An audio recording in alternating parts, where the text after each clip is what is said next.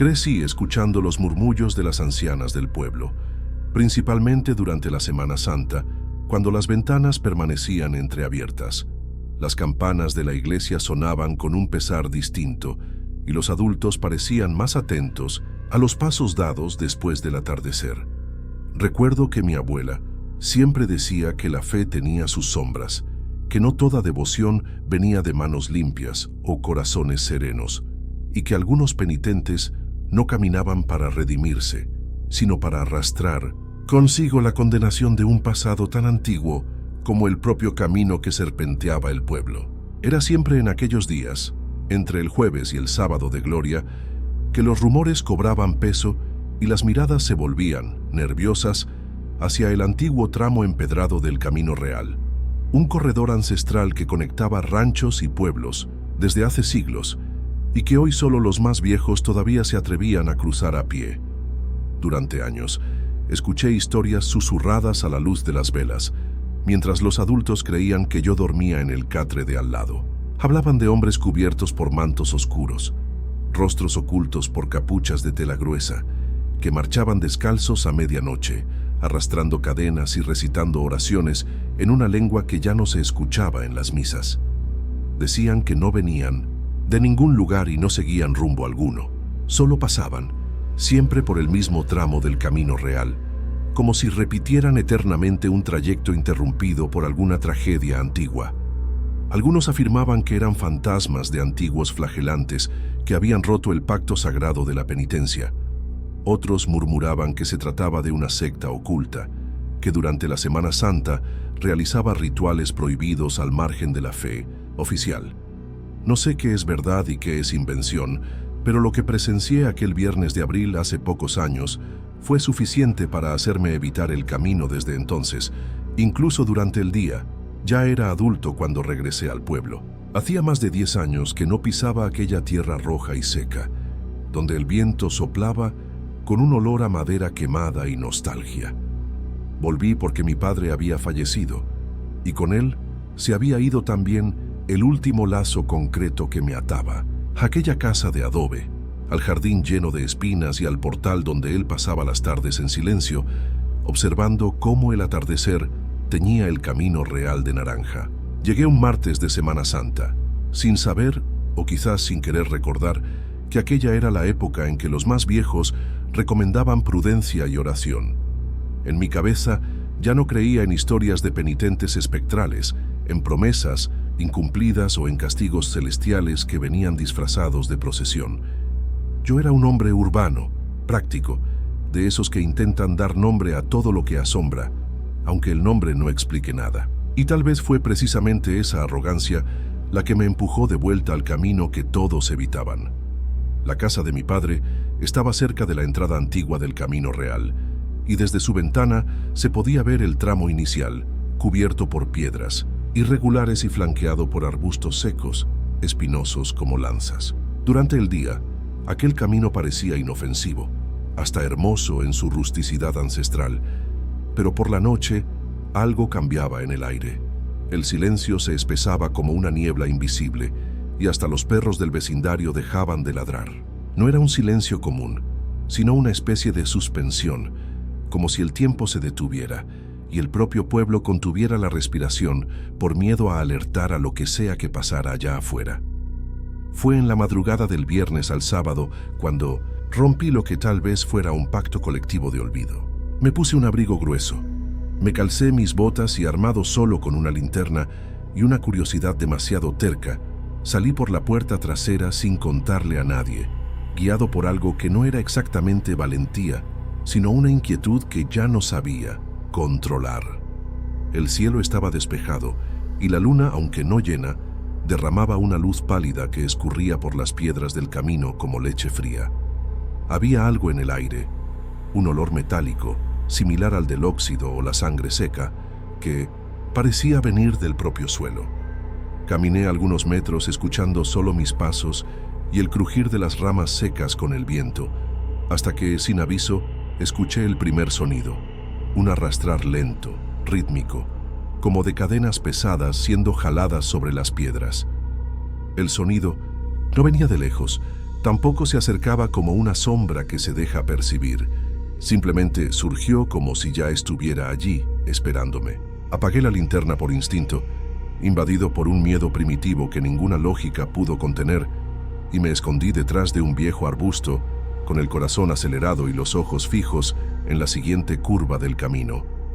Fue entonces cuando los pitres figuras surgieron de la oscuridad como si brotaran de la misma tierra. Caminaban en línea recta, lentas, arrastrando los pies descalzos y encapuchadas con mantos oscuros que cubrían todo el cuerpo, dejando a la vista solo las manos, manos delgadas, arrugadas, con dedos tan largos que parecían deformados. Una de ellas cargaba una cruz de madera tosca que crujía a cada paso, mientras otra arrastraba cadenas que parecían atadas a los tobillos. El tercero, que venía en el centro, sostenía algo que no pude distinguir en ese momento, pero que reflejaba la luz de la luna de manera extraña, casi viva. Ninguna palabra fue dicha, ningún canto entonado. Ellos solo caminaban repitiendo con exactitud un trayecto invisible, como si rehiciesen los mismos pasos noche tras noche, año tras año. No sé decir cuánto tiempo estuve allí parado, mirando aquellas figuras envueltas en telas sucias, cuyas formas humanas parecían apenas sugerencias bajo los pliegues de los mantos. El más alto de ellos, el que cargaba la cruz, dio un paso adelante, y el sonido del pie tocando el suelo no fue el de un cuerpo físico, sino una especie de chasquido ahogado, como si el suelo protestara en silencio por soportar un peso que ya no le pertenece. Las cadenas se movieron juntas, arrastrándose con un rechinar que me hizo clavar las uñas en las palmas de mis manos, y allí, sin saber si era sueño, fiebre o verdad, sentí que el aire a mi alrededor se volvía denso, como si la propia noche estuviera atrapada en torno a mí, y percibí que respirar era cada vez más difícil, como si algo invisible, antiguo, ancestral, me apretara el pecho con manos frías e implacables. Poco a poco, los tres penitentes comenzaron a caminar de nuevo, pero ahora en mi dirección. No corrí. No había a dónde correr. El sonido de las cadenas que arrastraban llenaba todo el espacio y parecía venir de dentro de mi propio cráneo. El de la izquierda traía un farol encendido, pero su llama no temblaba, y cuando miré bien me di cuenta de que no era una vela común, sino una mecha sumergida en algo espeso y oscuro, como si quemara aceite viejo o sangre coagulada. La luz que salía de él era amarillenta, casi sepia, y no iluminaba nada más que el propio rostro del portador, o mejor dicho, del vacío donde debería haber un rostro. Bajo la capucha no se veía carne ni hueso, solo un hueco oscuro que parecía absorber la claridad alrededor. El de la derecha arrastraba un objeto largo, envuelto en telas, y a cada paso dejaba un rastro irregular en el suelo. Cuando la luz del farol lo alcanzó, vi que era un bastón con tallas de figuras humanas, con las manos atadas a la espalda, todas con expresiones esculpidas en agonía. El que venía en el centro, con la cruz, se detuvo frente a mí. No dijo nada. No se movió por un instante que pareció eterno, y después levantó lentamente el brazo, señalando con el índice encapuchado en mi dirección. No sé cómo, pero entendí aquello como una invitación, o tal vez una convocatoria, o una condenación. Detrás de ellos, el camino que antes llevaba de regreso al pueblo ya no estaba visible. La maleza, los barrancos, la propia tierra parecían haber sido tragados por una oscuridad sin forma, y todo lo que quedaba era aquel círculo de piedra y polvo. La luna sobre nuestras cabezas y las tres figuras de otro mundo. Fue entonces cuando comencé a escuchar las voces. Vinieron primero como susurros, confusos y superpuestos, como oraciones murmuradas en lenguas olvidadas. Pero poco a poco comenzaron a distinguirse, y reconocí palabras en español antiguo, oraciones de penitencia, peticiones de perdón, promesas de sacrificio, voces de hombres viejas y jóvenes, mezcladas con gritos que no parecían humanos. Y entonces, en el centro de todo esto, surgió un nombre, repetido varias veces. Mi nombre. Ya no había dudas. Yo no era solo un observador, no estaba allí por casualidad o por curiosidad. Ellos me esperaban. Intenté hablar, decir cualquier cosa.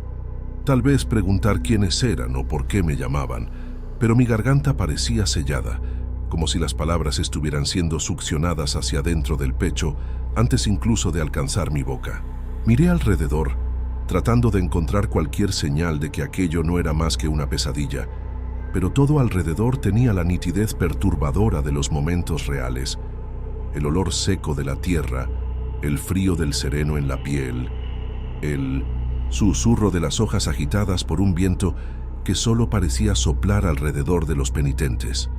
Y entonces el sonido de las cadenas se intensificó nuevamente, como si vibraran en anticipación, como si aquellas figuras sintieran mi vacilación y con ella un tipo de debilidad que podían explotar. Fue en ese momento que el de la derecha, el que arrastraba el bastón tallado con rostros de agonía, se acercó un paso más allá de los otros dos. Su manto ondeó ligeramente, y por primera vez sentí un olor que me hizo querer vomitar. Era el olor de carne quemada e incienso viejo, mezclado con el de sangre seca. No la sangre fresca de una herida reciente, sino ese olor denso y metálico que se acumula en lugares que se convirtieron en altar. Cuando miré el bastón, me di cuenta de que los rostros esculpidos no eran solo tallados en madera. Algunos temblaban levemente, otros tenían ojos que se abrían y cerraban despacio, como si respiraran a través del dolor. Y fue entonces cuando comprendí con una claridad tan absoluta como brutal que aquellas almas estaban atrapadas allí, que aquellas figuras no cargaban solo objetos de penitencia, sino instrumentos de aprisionamiento, de castigo eterno, de dolor continuo. Mi instinto era correr, desaparecer, lanzarme a la maleza, rodar cerro abajo hasta llegar a la primera casa con luz encendida.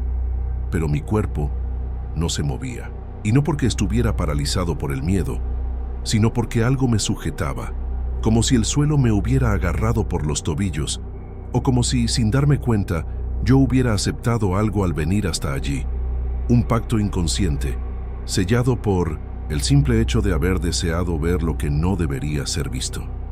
Los tres penitentes comenzaron a andar nuevamente, esta vez rodeando mi cuerpo en círculo. Los pasos no levantaban polvo, pero el sonido de cada cadena parecía entrar por mis oídos como clavos atravesando madera. A cada vuelta a mi alrededor, más voces se unían a aquella multitud invisible que murmuraba plegarias y nombres. Algunos no los conocía, otros sí, nombres de gente que yo sabía que había desaparecido en los alrededores del camino, nombres susurrados en conversaciones ahogadas en las misas de domingo, gente que había desaparecido en el pasado y que los viejos decían que se había vuelto leyenda. Allí en aquel círculo me di cuenta de que no se habían vuelto leyenda, se habían vuelto parte de aquel cortejo, y tal vez yo fuera el siguiente. En aquel momento en que los tres penitentes giraban a mi alrededor con precisión casi ceremonial, comencé a percibir que aquello no era solo un desfile fantasmagórico o una aparición aislada, sino parte de algo más profundo, de un ciclo antiguo, posiblemente anterior al propio camino, anterior al pueblo y a las devociones, que vinieron con el tiempo. Lo que yo presenciaba allí era un ritual de continuidad, un acto que se repetía sin falla, como si obedeciera a reglas que nadie más conocía. Reglas que se aplicaban solo a aquellos que osaban colocarse al borde del abismo entre el mundo de los vivos y el territorio de los condenados. Ya no sabía cuánto tiempo llevaba allí, si minutos u horas, pues el tiempo parecía haberse doblado alrededor de aquel trío de sombras, y la noche ya no me parecía solo noche, sino un espacio suspendido entre lo que es y lo que fue. Se me ocurrió con una claridad terrible que tal vez el viejo Mateo no hubiera realmente sobrevivido al encuentro. Tal vez lo que volvió fuera solo la cáscara, una memoria viva de la advertencia, enviada de vuelta para repetir la historia, avisar a los imprudentes, tratar de evitar que otros se perdieran en el mismo error. Pero ahora comprendía lo inútil que era tratar de impedir que alguien buscara algo, cuando ese alguien ya había cruzado el límite, por voluntad propia. Yo, al igual que él, había venido no solo por curiosidad, sino por una necesidad secreta, tal vez de comprender, tal vez de sentir algo más fuerte que la rutina, tal vez por alguna arrogancia silenciosa que me hacía pensar que conmigo sería diferente. Pero no lo era. El bastón con rostro se acercó a mi pecho y sentí como si algo caliente y pulsante atravesara mi piel, como si el propio aire ganara peso dentro de mi cuerpo. No hubo dolor. No en aquel momento. Pero hubo una pérdida. Algo salió de mí y no volvió. Un recuerdo, un pedazo de mi fe, tal vez hasta la voluntad de regresar. No sé decirlo con certeza. Solo sé que después de aquel toque, los sonidos cambiaron. Los murmullos se volvieron lamentos y finalmente gritos ahogados, como si vinieran de dentro de la tierra. La procesión entonces se detuvo y se dio la vuelta, todos al mismo tiempo en perfecta sincronía, y siguieron caminando por el camino hasta desaparecer en la curva del cerro. Pero el sonido de las cadenas permaneció por más tiempo, resonando como un aviso de que aún estaban cerca o de que aún volverían, como si hubieran dejado algo atrás. Me quedé allí, inmóvil, hasta percibir que la primera luz de la mañana comenzaba a tocar la cima de los árboles. Mis rodillas estaban rígidas, la boca seca y los dedos de la mano entumecidos, como si hubieran sostenido algo que ahora no podía recordar. Caminé de regreso a casa con pasos lentos, sintiendo el peso de lo que había presenciado pegado a la piel como polvo que no se lava. No hablé con nadie aquel día, ni en los siguientes. La voz se me escapaba con facilidad, como si parte de mí aún estuviera allá, en el centro de aquel círculo de penitencia, y tal vez esté, de hecho. Con el paso de los días, me di cuenta de que algo dentro de mí había cambiado de forma irreversible, como si el tiempo en aquel camino hubiera cosido en mi memoria una herida que no cerraba, pero que tampoco sangraba de forma visible. Evitaba mirar hacia el camino al atardecer, pero a veces, sin querer, me veía parado en la ventana, escuchando el silencio con atención, como si esperara el tintineo de las cadenas o el arrastrar de las sandalias sobre la tierra suelta. Intenté retomar mis hábitos, conversar con los vecinos, sentarme en la plaza como hacía antes, pero me convertí en un cuerpo presente con alma ausente, alguien que observa el mundo sin formar parte de él, como si hubiera sido llamado por algo que ya no podía ser ignorado. Algunas noches, sin saber cómo o por qué, despertaba con las piernas sucias de polvo y los pies adoloridos, como si hubiera caminado kilómetros. Encontraba mis ropas esparcidas por la habitación, a veces con el olor de la sierra y de la quema, y en cierta ocasión encontré en el suelo del pasillo un pequeño trozo de cera roja, como la que se usa en velas de procesión. Lo guardé sin pensar, pero pronto me di cuenta de que todo aquello era señal de que, aunque yo no volviera conscientemente al lugar del encuentro, algo en mí lo hacía. Algo que ya no me pertenecía, pero que tampoco podía ser retirado a la fuerza. Era como si el toque del bastón hubiera dejado una marca, un sello invisible, diciendo a los otros, a los que andan entre las grietas del tiempo, que yo había visto, que yo había oído, que yo ahora también formaba parte. Conté mi historia a unos pocos, y la mayoría solo movió la cabeza con respeto, como si ya hubieran oído algo similar de sus abuelos o tíos antiguos. Nadie dudó, pero tampoco profundizó. En lugares como el nuestro, donde la fe y el miedo van de la mano, hay cosas que se aceptan como parte del paisaje y se evita nombrarlas para que no ganen fuerza. Aún hoy, en las noches de Semana Santa, evito salir. Cierro puertas y ventanas, apago las luces antes de que oscurezca por completo y me siento cerca de la vela del altar con las manos cruzadas, escuchando, y a veces oigo, el sonido apagado de los cánticos, el arrastrar del bastón y el dolor callado de un lamento que no busca perdón, sino solo continuidad. Mateo, ahora entiendo. No se sobrevive a un encuentro con los penitentes, solo se sobrevive al recuerdo, y aún ese un día se arrastra por el camino hasta convertirse en otra sombra entre las piedras del camino.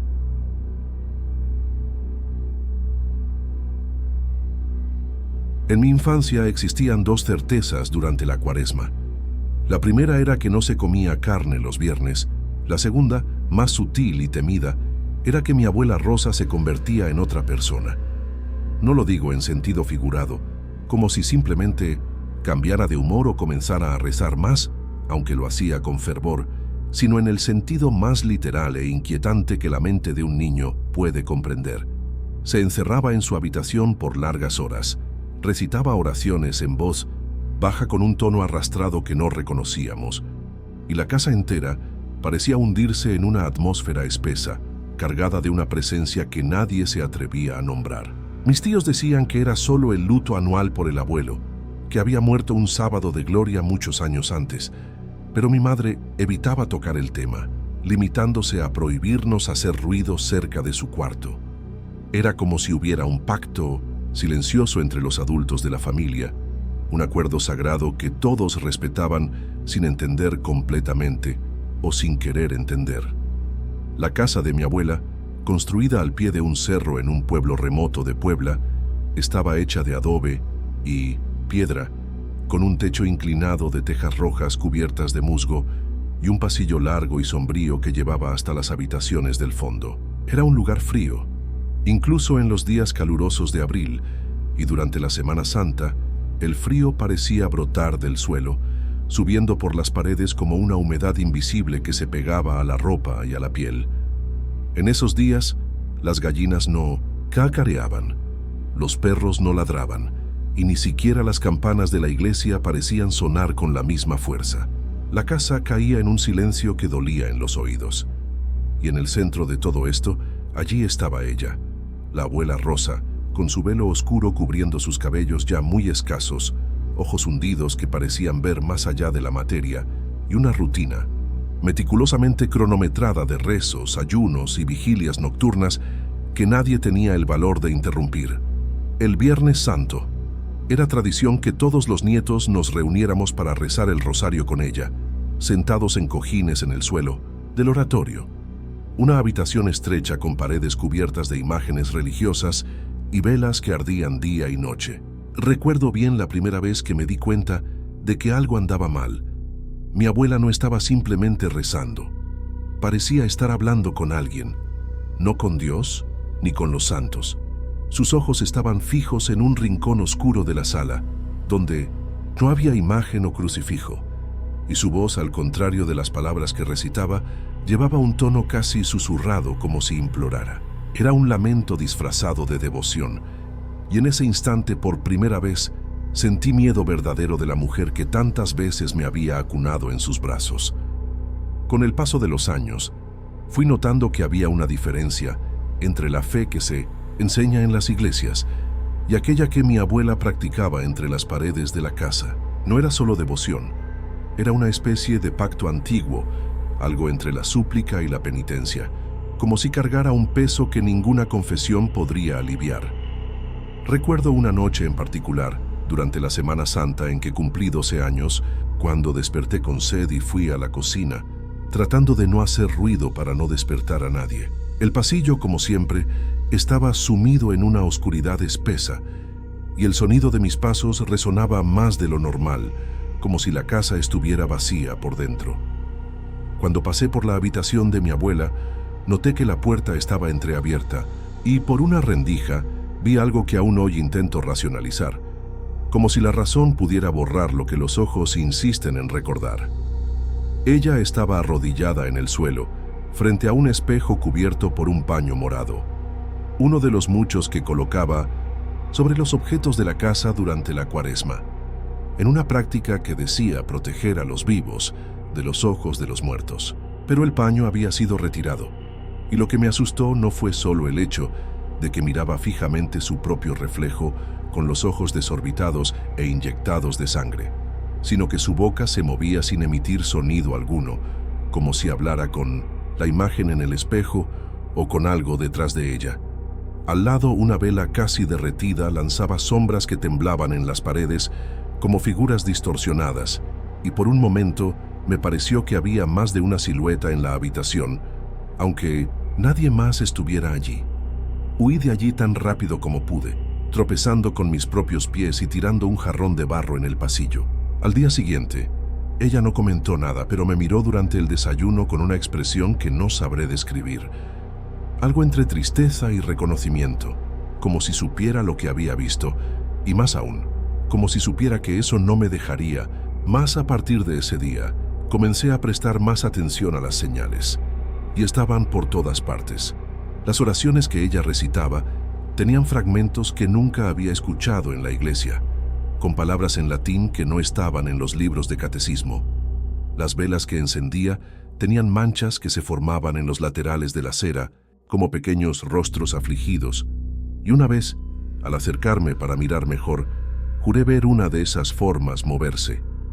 En las madrugadas silenciosas de sábado, yo oía ruidos provenientes del tapanco sobre el oratorio, pasos arrastrados, como si alguien con los pies mojados o sucios anduviera por allí, a pesar de que sabíamos que nadie dormía en esa habitación desde hacía años. Mi madre decía que era la casa vieja crujiendo con el viento, pero ningún viento sopla de esa manera, como si tuviera intención, como si buscara a alguien. Uno de los momentos más perturbadores de aquella misma Cuaresma ocurrió 2 días, antes del Domingo de Ramos. Yo estaba ayudando a mi madre a limpiar el patio cuando encontramos enterrado junto a una de las raíces de una nopalera un pequeño paño rojo atado con cordones negros. Dentro había un hueso, demasiado pequeño para ser de adulto, y enrollado con un pedazo de papel que traía una oración escrita con una caligrafía temblorosa y sucia. Mi madre se puso pálida al ver aquello y me ordenó que no se lo contara a nadie, especialmente a mi abuela. Enterró todo de nuevo como si no hubiéramos encontrado nada, pero pasó el resto del día en silencio, mirando hacia el horizonte como quien intenta recordar algo que hace mucho fue olvidado. Aquella noche, escuché a mi madre llorar sola en su habitación, y más tarde, escuché a mi abuela caminando descalza por el pasillo, murmurando las mismas palabras en latín, esta vez con una voz más ronca, más grave, como si ya no fuera totalmente suya. En la semana siguiente al descubrimiento del envoltorio entre las raíces, algo cambió en el aire de la casa. Era casi imperceptible, como un cambio en la presión antes de una tormenta, o el presentimiento de que algo hace mucho olvidado volvía a respirar entre las paredes. Los sonidos del tapanco se volvieron más frecuentes, más distintos. Lo que antes parecían crujidos ahora sonaban como pasos cuidadosos, medidos, como si alguien estuviera tratando de no ser escuchado. Durante el día mi abuela caminaba más lenta, como si sus huesos estuvieran cargando más de lo que la edad permitía, y aún así, ella insistía en cumplir todos los rituales de la Cuaresma con precisión inquebrantable. Las ventanas fueron cubiertas con telas oscuras, el espejo de la sala fue volteado contra la pared y sobre la puerta de la cocina colgó una rama seca de ruda y una cruz hecha con cenizas. Decía que era para impedir que las almas errantes entraran por las aberturas de la casa, pues, según ella, en la Semana Santa el mundo de los muertos se acerca al de los vivos como una sombra que se extiende con el atardecer. Una noche, escuché a mi madre y a mi tía discutiendo en voz baja en la sala. La conversación estaba atravesada por silencios nerviosos, pausas largas, como si cada palabra fuera demasiado pesada para ser dicha. Yo entendí solo partes, algo sobre lo que Rosa hizo antes de morir su marido, y sobre el castigo que aún ronda esta casa. La tía decía que ciertos pactos no mueren con quien los hizo, que siguen respirando mientras haya alguien de la sangre cerca. Mi madre, siempre más escéptica, trataba de cambiar de tema, pero en el fondo parecía temer que tal vez hubiera alguna verdad en las historias que nos contaban desde pequeños. Lo que más me intrigaba era la expresión que mi abuela mantenía durante toda esta Cuaresma. Ella no demostraba miedo, ni culpa, ni pesar, solo una serenidad profunda, casi cruel, como si estuviera preparándose para algo que inevitablemente vendría, como si la espera fuera parte del acuerdo. Fue en un Viernes Santo que las cosas llegaron a un punto que yo nunca podría olvidar. El día amaneció extraño, cubierto por una niebla densa que bajaba de las montañas y permanecía baja sobre las copas de los árboles, como si el cielo se hubiera curvado hasta casi tocar la tierra. La casa olía a cera y hierbas quemadas, y mi abuela había pasado horas encerrada en el oratorio, entonando oraciones que no reconocí, acompañadas por golpes rítmicos de un bastón de madera contra el suelo. Cuando finalmente salió, tenía los ojos hundidos, las manos manchadas de hollín y una cinta negra atada alrededor de la frente. No dijo una palabra, pero me miró por un instante largo, profundo, como si se estuviera despidiendo, o tal vez entregando algo invisible, una responsabilidad que yo no había elegido, pero que ahora me correspondería. Por la noche no hubo cena. Mi madre estaba pálida. La tía rezaba en un rincón de la sala, y la casa entera parecía suspendida en un silencio pesado, interrumpido solo por el sonido del viento raspando las paredes y por el llanto ocasional de algún perro distante. Mi abuela encendió 7 velas, una por una, y las colocó en el pasillo que llevaba al tapanco. Ordenó que nadie subiera, que nadie se acercara a la escalera hasta el día siguiente. «Hoy vienen», dijo, con una voz firme y resignada, como si estuviera hablando de invitados esperados desde hace mucho tiempo. No explicó quiénes eran, simplemente se retiró a su habitación y cerró la puerta por dentro. Pasamos la noche todos despiertos, cada uno en silencio, esperando algo que no sabíamos nombrar. A la medianoche en punto, las velas comenzaron a apagarse, una por una, como si fueran sopladas por una boca invisible que caminaba en nuestra dirección. No vimos nada, pero oímos. Oh, sí que oímos. Pasos en el piso de arriba, no como los de antes, arrastrados y vacilantes, sino firmes, acompasados, como si alguien, o más de uno, caminara por el tapanco con plena certeza de dónde pisaba. El sonido de un niño sollozando se mezclaba con el de un canto antiguo, grave, masculino, que vibraba como un lamento proveniente de las entrañas de la casa. La vela más cercana a nosotros temblaba, como si estuviera siendo presionada por un viento que nadie sentía. Yo no podía mover ni un solo músculo, ni respirar. Fue mi abuela quien abrió la puerta de la habitación en ese momento, caminando lentamente hasta el pasillo y colocándose entre nosotros y la escalera. Hizo la señal de la cruz en el aire con un cuchillo antiguo, una reliquia que guardaba envuelta en paños desde hacía décadas, y susurró algunas palabras que parecían venir de un idioma que nunca aprendí. Las voces cesaron, pero la presencia se quedó. A partir de aquella noche, algo cambió dentro de la casa y dentro de mí. No era solo el miedo, sino una especie de familiaridad extraña, como si me hubiera vuelto cómplice de algo que sobrepasaba la comprensión común. La presencia que sentimos en aquel Viernes Santo no desapareció con el amanecer del sábado. Al contrario, parecía haber dejado un rastro invisible, una marca que impregnaba el aire, la ropa, los rincones. Mi abuela actuaba como si hubiera cumplido una promesa o renovado una deuda. Sus gestos estaban más ligeros, casi tranquilos, pero había en su mirada una sombra persistente, como quien carga la certeza de que aún no es hora de descansar. El domingo, durante la misa de resurrección, ella permaneció sentada en el fondo de la iglesia, en silencio, murmurando para sí misma palabras que parecían más viejas que la propia lengua. No comulgó, no rezó con los demás. Solo observaba el altar con una intensidad que me dejó incómodo. Cuando volvimos a casa, recogió todos los símbolos religiosos que había esparcido por la casa durante la Cuaresma, los crucifijos, los rosarios, los ramos benditos, y los guardó en un arca en el oratorio. Cerró la puerta con llave y guardó la llave consigo, como si el tiempo sagrado hubiera terminado y ahora fuera necesario sellar todo lo que fue invocado, esconder aquello que no debería permanecer expuesto después del fin de la vigilia. Pero la casa no obedeció ese fin simbólico. Las noches continuaron inquietas. El silencio era denso, no como el de la tranquilidad, sino como el de la espera. Escuché más de una vez ruidos sutiles provenientes del tapanco, pero ya no. Eran los pasos o los gemidos, eran susurros, palabras que no entendí, pero que parecían repetidas, insistentes, como si alguien estuviera tratando de enseñarme algo o obligarme a recordar algo olvidado. Comencé a soñar con una escalera que bajaba de nuestra casa a un lugar profundo, lleno de raíces y túneles. Soñaba con mi abuela más joven, con ropas que nunca había visto, sosteniendo el mismo cuchillo del Viernes Santo y caminando entre sombras que se arrodillaban a su paso. Cierta madrugada, desperté con el sonido de algo cayendo en el oratorio. Salí de la habitación con el corazón acelerado y encontré a mi madre y a mi tía ya en el pasillo, igualmente despiertas, miradas tensas, como si todas hubiéramos escuchado el mismo ruido. La puerta del oratorio estaba entreabierta y debería estar cerrada con llave.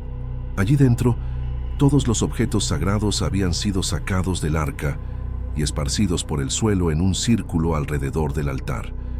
El cuchillo estaba en el centro, con la hoja clavada en el suelo de madera.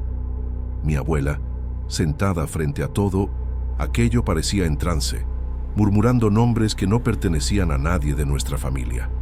Cuando nos vio, solo levantó la cabeza y dijo: «Ellos no terminaron, aún falta uno».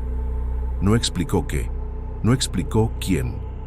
En los días siguientes, nadie habló sobre lo ocurrido. La rutina de la casa volvió a la normalidad, al menos en apariencia. Pero la atmósfera había cambiado de manera definitiva. La casa estaba impregnada de otra lógica, como si hubiera dejado de pertenecernos y ahora respirara de acuerdo con otra voluntad, más antigua, más arraigada que cualquier oración. Descubrimos, tiempo después, que el terreno de la casa había pertenecido en el siglo XIX a una mujer llamada Candelaria, que fue acusada de curar y hechizar con las mismas manos. Los registros decían que ella desapareció un domingo de Ramos y que nadie jamás encontró sus restos. Los más antiguos decían que Rosa era descendiente de Candelaria, pero mi abuela nunca lo confirmó. Nunca necesitó hacerlo, y fue en 1900 ese punto que comencé a preguntarme si los rituales de mi abuela no eran solo gestos de devoción, sino partes de un acuerdo, uno que ella no eligió iniciar, pero que se vio obligada a mantener. La Pascua pasó y abril avanzó como si nada hubiera ocurrido. Pero dentro de la casa, el tiempo parecía estancado en aquel Viernes Santo, como si la liturgia que mi abuela había conducido hubiera abierto una puerta que ahora nadie más sabía cerrar. Ella continuaba sus tareas diarias, preparando el café temprano, limpiando el patio con la escoba de ramas secas, cosiendo a la luz de la tarde. Pero había algo en la forma como miraba hacia los rincones, como si esperara que algo saliera de allí. A veces la encontraba parada frente al espejo del pasillo, no admirándose, sino observando su propio reflejo con desconfianza, como si se preguntara si aún era enteramente ella, o si algo dentro de ella ya había cruzado hacia el otro lado. Comencé a evitar el tapanco. De día, el calor allá arriba era insoportable y sofocante, como si el aire no circulara. Por la noche, incluso con las ventanas cerradas, escuchábamos cadenas crujiendo, no metálicas, sino como si estuvieran hechas de otra cosa, tal vez raíces, tal vez huesos. Mi madre sugirió que nos mudáramos a la casa de los tíos en la ciudad, al menos por un tiempo. Pero mi abuela se opuso con vehemencia. Dijo que no era hora de partir, que dejar la casa en aquel estado sería como abandonar a un animal herido para morir solo. Y entonces vino el segundo aviso. Fue en una madrugada de jueves, 2 semanas después de la Pascua. Despertamos con un fuerte olor a cera derretida y hierba quemada. Bajamos todos corriendo hasta la sala, y allí, en el suelo de baldosas, había un círculo de velas encendidas, velas que nadie había encendido, con marcas de ceniza trazadas alrededor, como las líneas de un mapa antiguo, indescifrable. En el centro, el cuchillo. Nuevamente, él. Mi abuela estaba arrodillada allí, pero no parecía sorprendida. Su voz cuando habló era firme. «Es el último año». Repitió eso 3 veces, y después, en un susurro que apenas pude oír, añadió: «Esta vez, ellos van a aceptar». Nadie discutió. Nadie se atrevió a preguntar quiénes eran ellos o qué esperaban. Desde aquel día, comenzamos a notar pequeños cambios, sutiles pero innegables. Los espejos de la casa comenzaron a empañarse incluso en días secos, como si dentro de ellos hubiera otra humedad, otra respiración. Los santos en el oratorio, los mismos que habían sido guardados bajo llave, comenzaron a oscurecerse, sus pinturas volviéndose opacas, como si estuvieran apagándose poco a poco, no por la acción del tiempo, sino por elección. Y la casa, que siempre exhalaba olor a maíz y café, pasó a oler a tierra mojada, incluso en las mañanas más calurosas. Mi abuela, sin embargo, parecía aliviada. Ya no cargaba más la tensión de los hombros que la acompañaba desde hacía años. Ya no vigilaba el pasillo con ojos inquietos, ya no susurraba oraciones al dormir. Un domingo, la vi sentada en el patio, con los ojos cerrados, el rostro vuelto hacia el sol, sonriendo como si escuchara una música que nadie más era capaz de escuchar. Fue ese día cuando entendí, sin que nadie necesitara decirlo, la deuda estaba llegando a su fin. Ella partió el último domingo de abril, poco después del almuerzo, en una tarde en que el cielo se mantuvo limpio de nubes, pero el aire estaba cargado como si algo allí flotara suspendido. Mi madre había salido con los niños para visitar a una comadre en el pueblo vecino, y me quedé sola con mi abuela, ayudando a tender sábanas en el tendedero. Recuerdo que ella estaba serena, con el cabello recogido de forma impecable, y aquel vestido azul oscuro que solía usar solo en los días de misa. Había algo en sus ojos que nunca había visto antes. No era tristeza ni alivio, sino una especie de aceptación tranquila, como quien finalmente puede acostarse después de una jornada larga y agotadora. Nos sentamos bajo la sombra del árbol de jacarandá, y ella me pidió que le sirviera un café. Cuando regresé con la taza, ella estaba con la cabeza reclinada sobre el respaldo de la silla de paja, los ojos entrecerrados y los labios murmurando algo que no pude entender. Pensé que dormitaba. Coloqué el café a su lado y me quedé sentada por un tiempo, escuchando los crujidos de la madera en el calor y los sonidos de las gallinas a lo lejos. Cuando la brisa sopló y derribó una de las tazas vacías, me di cuenta de que mi abuela no se movía. Y entonces, con un cuidado que nunca más pude repetir, le toqué la mano y supe, incluso antes de que el silencio se volviera absoluto, que ella se había ido. Los días que siguieron fueron lentos y llenos de recuerdos. La casa, a pesar del luto, parecía más ligera, como si algo en ella hubiera sido liberado. Los espejos volvieron a mostrar solo nuestros reflejos. El olor a cera y tierra húmeda se disipó. El tapanco, antes evitado por todos, pudo ser abierto de nuevo. Allí dentro encontramos solo polvo, telas antiguas y una caja de madera donde había oraciones escritas a mano, dibujos rudimentarios de figuras con ojos vendados y pequeños objetos envueltos en hojas secas. Mi madre ordenó que todo fuera quemado, pero guardé una de las oraciones. Aún no sé por qué. Hoy, tantos años después, vuelvo a aquella casa solo una vez al año, durante la Semana Santa. Siempre es extraño cómo el tiempo parece detenerse, allí como el sol entra por las ventanas de la misma forma, como el aire carga el mismo peso de la infancia. Llevo flores al oratorio y dejo café en el altar de la sala, por costumbre o respeto, no lo sé bien. A veces, por la noche, escucho pasos en el pasillo. A veces el espejo de la habitación se empaña sin razón, y yo solo bajo los ojos y rezo, como ella hacía, sin preguntar demasiado, porque ciertas presencias, aprendí con mi abuela, no necesitan ser entendidas, solo reconocidas y respetadas.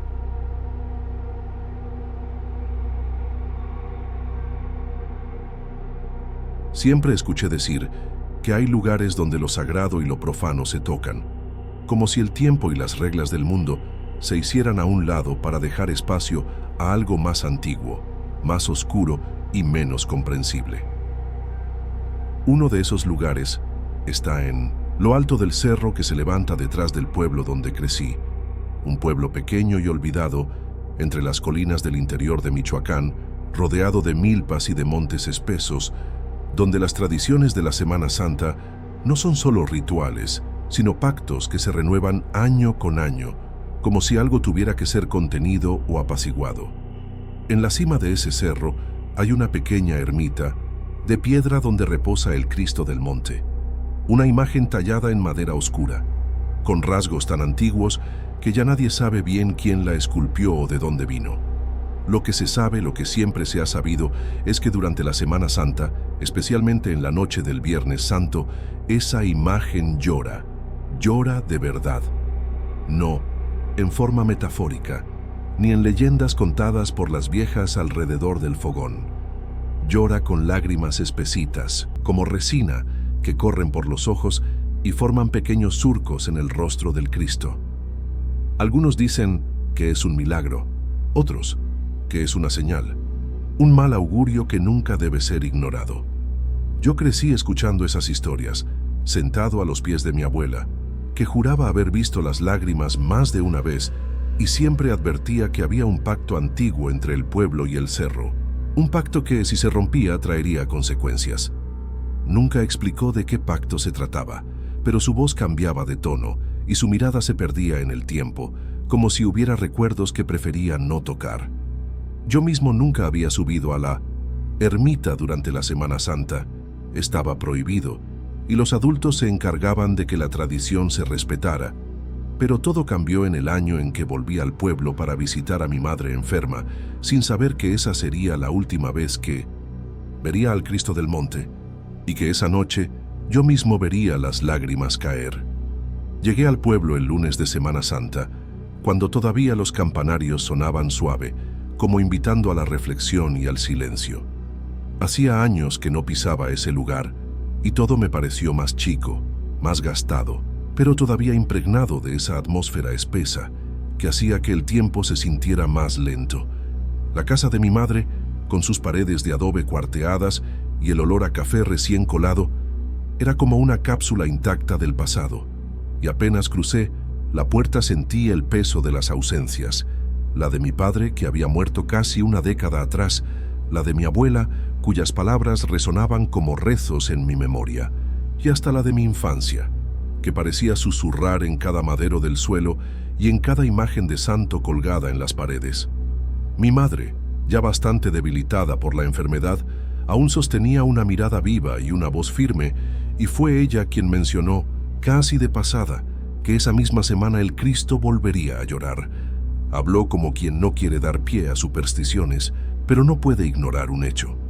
Dijo que en los últimos años, aun sin peregrinos ni romerías, las lágrimas aparecían siempre la misma noche, el Viernes Santo, y que nadie se atrevía a subir al cerro después del atardecer. Cuando le pregunté, ¿por qué?, ella desvió la mirada y solo murmuró que hay cosas que no conviene provocar. A la mañana siguiente, fui a la plaza y me encontré con algunos viejos conocidos. Todos hablaban con naturalidad sobre la procesión del Domingo de Ramos, sobre las rezas en las casas, sobre las dramatizaciones de los últimos pasos de Cristo. Pero al mencionar la ermita y el Cristo del Monte, las conversaciones se cortaban de repente. Algunos cambiaban de tema, otros sonreían nerviosos, y uno, don Lucio, que siempre fue respetado como el más anciano del pueblo, llegó a decirme que si había regresado después de tanto tiempo, más valía recordar las costumbres de antes y no meterme donde no debía. Aún así, en mi interior algo crecía. No era solo la curiosidad de un hijo del pueblo que regresa a sus raíces. Era algo más íntimo, casi una urgencia. Quizá era la mirada, inquieta de mi madre, o el recuerdo de mi abuela hablando del pacto, pero algo me jalaba hacia esa imagen olvidada en la cima del cerro.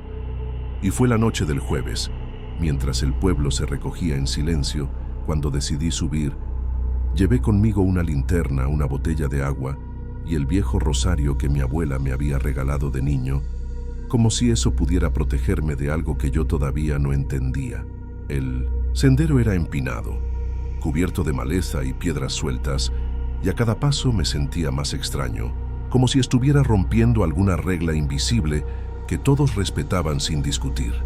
El silencio de la noche era tan denso que el sonido de mis propios pasos me daba escalofríos. Y cuando al fin llegué a la ermita, rodeada de cipreses retorcidos y apenas iluminada por una luz tenue de luna, me di cuenta de que estaba completamente solo. O al menos, eso quería creer. La puerta de la ermita, de madera pesada, estaba solo entornada. La empujé despacio, sintiendo cómo el rechinido se prolongaba como un lamento. Adentro el olor a madera vieja, cera derretida y hierbas secas llenaba el aire. Y ahí estaba, el Cristo del Monte, sentado sobre un altar sencillo, tallado con detalles toscos, pero con una expresión que me mantuvo ahí unos minutos largos. No había nada de beatífico en ese rostro. Tenía una mirada sufrida, sí, pero también atenta, como si me observara de vuelta. Y entonces lo vi. Las lágrimas ya estaban ahí, escurriendo de los ojos hundidos en la madera, densas, brillosas y lentas como gotas de savia.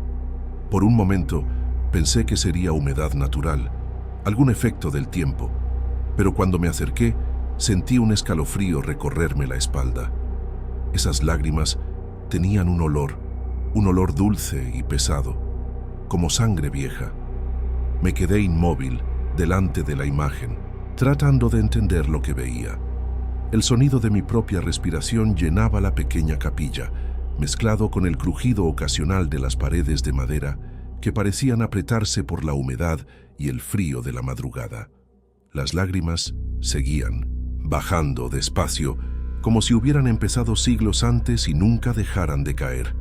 La madera, oscurecida por el tiempo, despedía ese tufo pegajoso, dulce, metálico y vagamente familiar, como si mezclara el perfume de incienso antiguo con la sangre coagulada de un animal sacrificado. Y eso era lo que más me inquietaba, esa sensación creciente de que algo, hace mucho tiempo, había sido ofrecido ahí.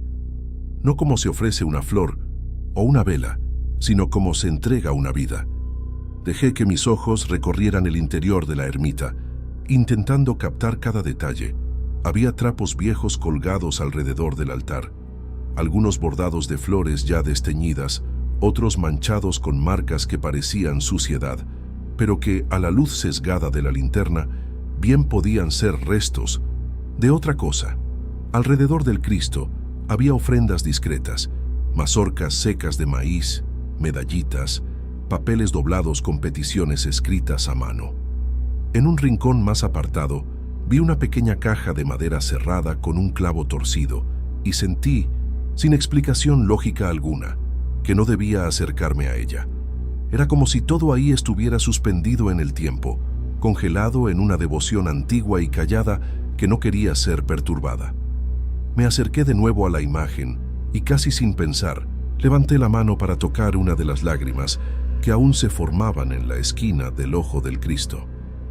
En el instante en que mis dedos tocaron la madera, un escalofrío me cruzó el cuerpo. Fue como poner la mano sobre la piel de un animal tibio y aún vivo. Me retiré instintivamente y solté la linterna, que rodó sobre el piso de piedra y se apagó. Me quedé en la oscuridad algunos segundos, el corazón a 1000 por hora, el aire escaso, los oídos atentos a cualquier ruido, por mínimo que fuera. Y lo que escuché, en ese momento de total oscuridad, fue un suspiro, un sonido bajo, profundo, tan humano como imposible. Volví a encender la linterna con manos temblorosas, y el haz inestable reveló que la imagen del Cristo seguía inmóvil, y aún así, juro por todo lo más sagrado, sus ojos estaban abiertos, no como ojos pintados en madera. Eran ojos vivos, ojos que parecían mirarme, con un dolor que venía de lejos, de tiempos enterrados, de culpas que quizá no eran mías, pero que en ese instante sentí como si pesaran solo sobre mí. Quise hablar, rezar, hacer cualquier cosa para quitarme la presión del pecho, pero no salía mi voz. Se me doblaron las rodillas y me vi arrodillado frente a la imagen, como un penitente, como un culpable. Fue entonces cuando empecé a oír no voces, no exactamente, sino sonidos, palabras susurradas en un idioma que no reconocía, viniendo de algún rincón de la ermita que no podía localizar. Parecían darle vueltas al altar, llenando los rincones de la capilla con un ritmo lento, cadencioso, casi como una letanía. Y en ese instante entendí, con una claridad dolorosa, que el Cristo del Monte no lloraba por los dolores del mundo. Lloraba por los dolores de ese pueblo, por un pacto que se selló antes de que naciera nadie en ese lugar y que aún requería recuerdo, respeto y silencio. Salí de la ermita tambaleando, con la linterna temblando en la mano y los ojos ardiendo. La madrugada ya iba avanzando, y el cielo empezaba a aclarar con el tono desvaído del amanecer. El camino de regreso al pueblo se me hizo más largo, más empinado, como si el cerro intentara retenerme. Y quizá, si lo intentara, cuando por fin vi las primeras casas a lo lejos, tuve la impresión de que los techos parecían más bajos, que las calles se habían hecho estrechas, como si el pueblo se hubiera encogido sobre sí mismo. En los días que siguieron a esa madrugada, nada parecía haber cambiado en el pueblo, y al mismo tiempo todo se sentía fuera de lugar.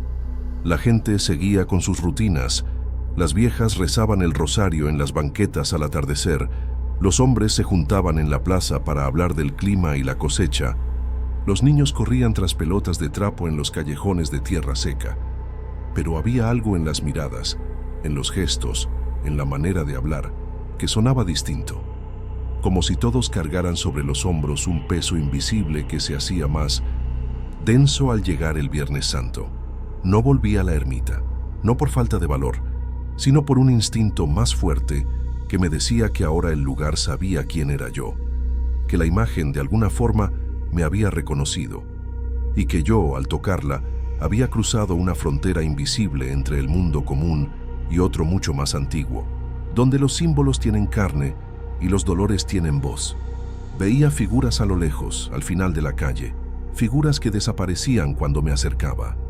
Despertaba de noche escuchando el repicar de una campana, un sonido lejano, apagado, que nadie más parecía oír. Una vez soñé con el interior de la ermita, pero no era la misma. En el sueño, las paredes estaban cubiertas de tierra húmeda y raíces, como si hubiera sido construida bajo el cerro. Y frente a la imagen, no solo había ofrendas, sino cuerpos arrodillados, inmóviles, con los rostros cubiertos por telas oscuras. Empecé a fijarme en detalles que antes se me escapaban. La manera en que los más viejos evitaban mirar directo a la cima del cerro. Cómo algunas casas dejaban velas encendidas en ventanas que daban hacia el sendero de la ermita. Cómo durante las misas de Cuaresma el padre nunca mencionaba el nombre de la imagen, solo la llamaba Nuestro Señor del Monte, con una reverencia forzada y tensa. Una vez escuché a dos mujeres cuchicheando detrás de la iglesia. Una le preguntaba a la otra si este año volverían a caer las lágrimas. La respuesta fue solo un gesto. 3 veces la señal de la cruz, con la mirada hacia el suelo. Fue entonces que entendí que lo que había presenciado no era nada nuevo.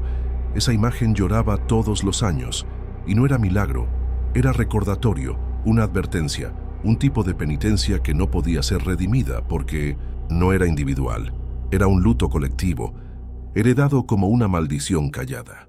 Y nadie quería hablar de eso en voz alta.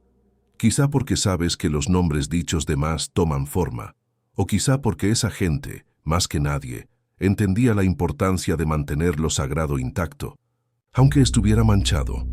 Una mañana fui a la biblioteca vieja de la escuela del pueblo, donde los libros eran ya más polvo que papel.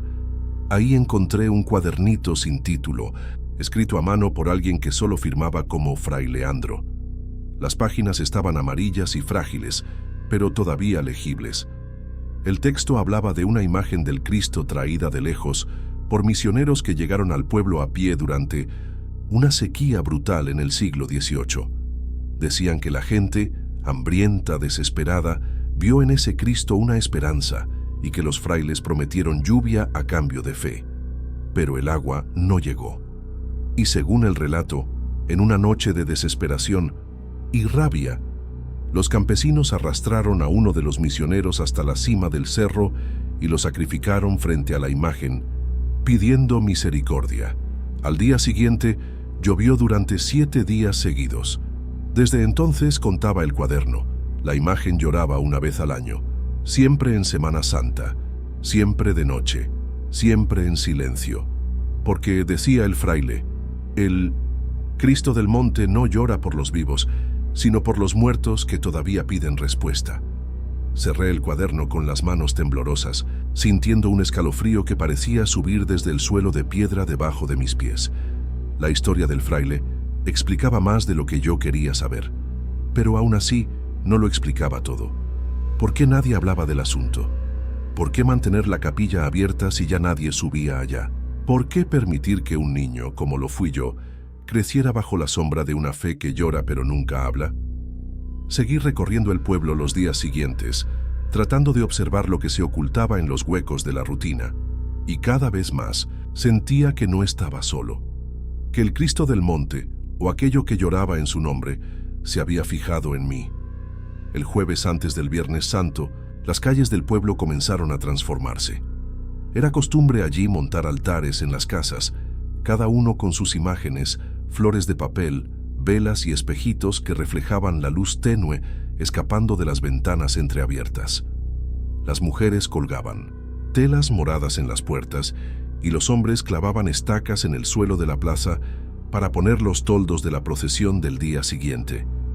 Todo eso ocurría como siempre, como si nada estuviera fuera de lugar.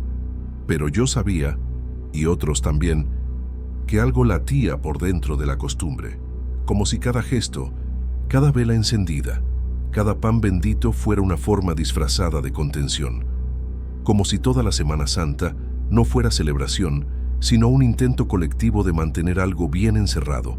Una señora muy anciana, llamada Doña Milagros, me llamó desde la puerta de su casa cuando pasé por ahí. Nunca había hablado conmigo. Me miró como si ya me esperara. Me dijo con su voz débil, pero firme, que el Cristo ya había llorado otras veces antes del viernes, cuando hay gente que ve lo que no debería, murmuró. Y luego contó, en voz baja, que durante la Revolución pasaron soldados federales por el pueblo y profanaron la capilla en la cima del cerro. Se burlaron de la imagen, escupieron en el altar, hasta que uno golpeó con el fusil el rostro del Cristo. 3 días después, el mismo soldado apareció muerto en el sendero, con los ojos arrancados y la cara mirando al cielo. Se cayó e hizo la señal de la cruz. Solo dijo, esa imagen no perdona, porque fue hecha para recordar lo que no tiene perdón. Regresé a casa con la cabeza revuelta. El peso de esas palabras retumbaba en mí, sobre todo cuando el viento de la noche golpeaba las tejas, y yo creía escuchar de nuevo ese llanto apagado, como si subiera por las raíces del cerro y atravesara las piedras de la capilla. Empecé a preguntarme si el pueblo seguía ahí por casualidad. Si no estaríamos todos, de alguna manera, atados a esa imagen, no solo como fieles, sino también como cómplices. La noche del jueves al viernes no pude dormir. Me senté en la ventana, viendo el camino de tierra que llevaba hasta el pie del cerro. La oscuridad parecía más densa esa noche, como si la negrura tuviera peso propio. El silencio era tan profundo que cualquier ruido parecía un presagio. Y cerca de las 3 de la madrugada vi, no sé si fue sueño o vigilia, pero vi una fila de figuras encapuchadas subiendo el cerro, cada quien con una vela encendida. No era la procesión. No había música ni rezos, solo el sonido de los pasos lentos, de la cera cayendo al suelo, de las ramas crujiendo bajo los pies. Y al frente de todos, alguien cargaba una cruz de madera tosca que parecía más pesada de lo que un hombre puede soportar. La figura tropezaba, caía, se levantaba de nuevo, y nadie le ayudaba. Todos simplemente seguían detrás, en silencio. Cuando intenté gritar, la garganta se me cerró. Cuando parpadeé, ya no había nadie, solo el viento moviendo las ramas de los árboles y el olor a cera quemada flotando en el aire. En la mañana del Viernes Santo, fui a la iglesia. El padre celebraba la liturgia con la voz cansada, como si cada palabra costara trabajo. Miré a mi alrededor y vi rostros conocidos, pero ninguno parecía estar en verdad ahí. Todos estaban ausentes, mirando el suelo o el techo, como quien espera un castigo inevitable. Entonces noté algo. En el altar, la imagen del Cristo del monte no estaba. Por primera vez en muchos años, la habían dejado o nunca la habían bajado de la capilla. Nadie lo comentó, nadie preguntó. Era como si todos supieran que ese año sería diferente, o que el Cristo no necesitaba bajar para llorar, porque su llanto ya había descendido el cerro y empapado el alma del pueblo. Esa mañana, aunque el calor seco empezaba a colarse por las grietas de las casas, el interior de la iglesia se sentía húmedo, humedad de piedra vieja, o tal vez del mismo miedo habitando los muros. Los fieles se arrodillaban frente a un altar vacío, como si lo ocupado por la ausencia se hubiera vuelto más sagrado que la propia imagen. Vi a una mujer sollozar en silencio y a un hombre cubrirse el rostro con las manos, pero nadie decía nada. No hubo canto, no hubo homilía, solo el ritual callado, como si hablar fuera arriesgado, y fue al salir a la calle que me di cuenta de cuánto pesaba el silencio más que cualquier ruido. Los niños no jugaban, los perros no ladraban, ni los pájaros cantaban. Era como si toda la naturaleza, cómplice o prisionera, se hubiera recogido. Y entonces, cerca del mediodía, mientras el padre seguía la celebración en la iglesia vacía, alguien gritó, un grito seco, desde el camino al cerro. Todos corrimos afuera, guiados por un instinto ancestral, y juro que aún corriendo entre la multitud me sentí más solo que nunca. Llegamos al inicio del sendero y vimos, por primera vez en décadas, según decían, una figura bajando del cerro. Era el sacristán, el más joven del pueblo, con el rostro pálido y los ojos desorbitados. Traía en las manos un pañuelo blanco con algo dentro y temblaba como quien vuelve del borde de la muerte. Cuando la gente se acercó, él cayó de rodillas y repitió la misma frase entre sollozos y temblores. Estaba llorando, estaba llorando. Y cuando por fin abrieron el pañuelo, vieron lo que había traído, el rostro de la imagen. Solo el rostro, una máscara de madera con los ojos cerrados, la boca entreabierta y dos marcas frescas bajando de los ojos, marcas de humedad que no habían sido talladas. Eran gotas verdaderas y la madera vieja y oscura estaba empapada. Dicen que el sacristán nunca volvió a hablar después de ese día, que vivió encerrado, casi sin comer, atormentado por un llanto que solo él escuchaba. Otros juran que la imagen nunca volvió a bajar a la iglesia, que el padre la dejó en la capilla del cerro con las puertas cerradas y la llave enterrada bajo el altar. En los años siguientes, el pueblo celebró la Semana Santa sin el Cristo del Monte. La imagen, dicen, se quedó allá arriba, donde ya nadie se atrevió a subir. El cerro empezó a evitarse, y no por miedo a lo que hay ahí, sino por respeto a lo que se presenció. La fe siguió, sí, pero algo cambió. La Cuaresma dejó de ser solo tiempo, de silencio y penitencia. Se volvió el tiempo de evitar el llanto, porque ahora sabían que el llanto del Cristo no era símbolo, era advertencia. Y yo, hasta hoy, en las noches más calurosas de abril, a veces despierto sin razón, el rostro húmedo y el aire atascado en el pecho, y juro que escucho, en algún lugar lejano, el sonido de alguien llorando con un lamento tan antiguo que parece salir desde las entrañas de la tierra.